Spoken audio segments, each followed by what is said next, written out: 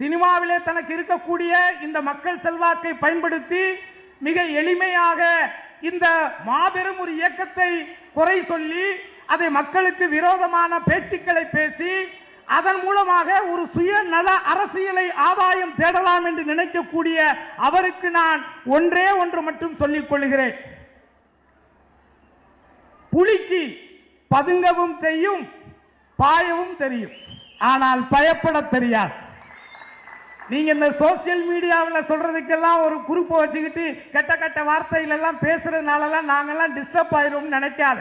ஏன்னா நாங்க கெட்ட வார்த்தைக்கே டிக்ஷனரி போட்டவங்க, டிக்ஷனரியே போட்டிருக்கோம் நாங்க கெட்ட வார்த்தைக்கு.